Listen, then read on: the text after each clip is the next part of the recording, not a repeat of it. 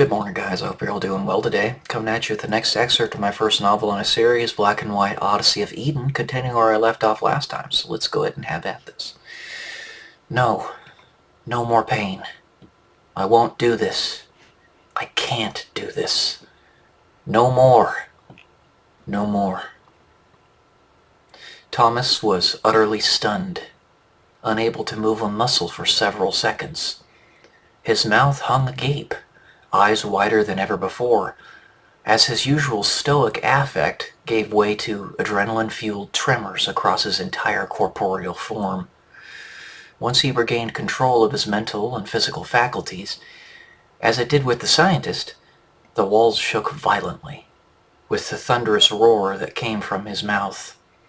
Again, dust particles fell from the ceiling, and light fixtures furiously quavered.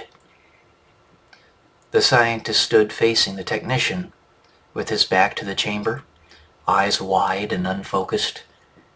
He was fully unfazed by Thomas's uproar, fully anticipating it from the core of his being, and allowing himself to remain in deep thought. He had not even noticed the other 3 technicians that had burst into the room, alarmed by the unexplained quaking of their otherwise ironclad facility.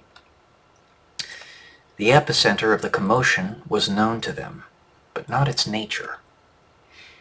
They stood in awe before the scientist, unable to rummage the archives of their minds for words and emotions that adequately described what before them they were experiencing.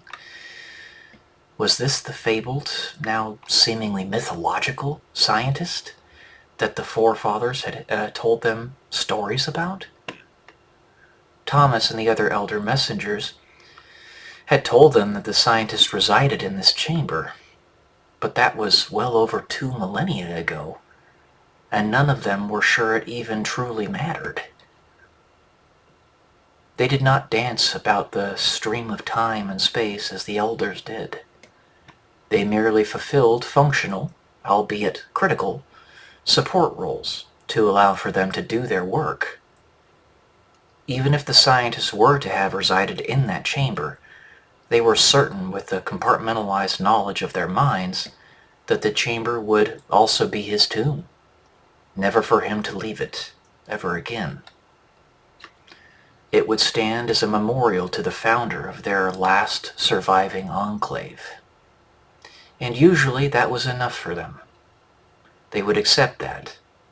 But now he stood before them. He was just a man. But he wasn't. Simply gazing upon his form betrayed a depth they could more than subconsciously feel. Why had they ever doubted? They thought to themselves.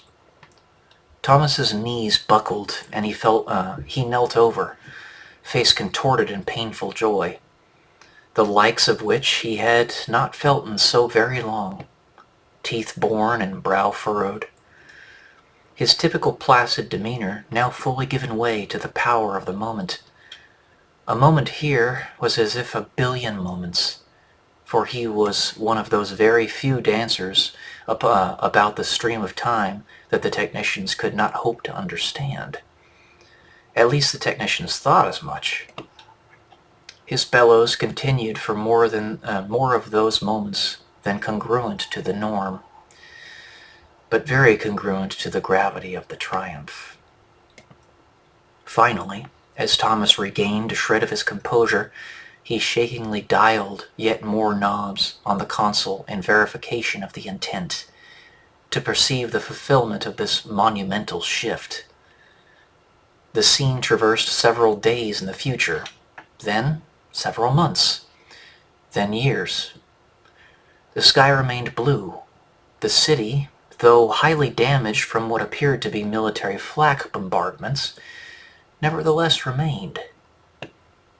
It was a progress finally attained that only moments ago he wasn't sure it would prove hopeless.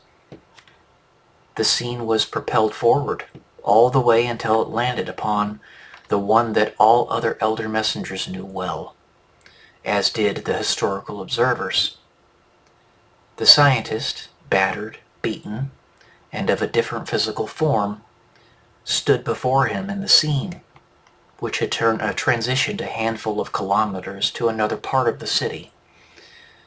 It was a temporal and geographic distortion, reliant upon the other he had just witnessed, meaning that it traversed the swaths of space and time that not only human society traversed, but also those of the planet itself, the solar system itself, the galaxy itself, and everything else in the universe.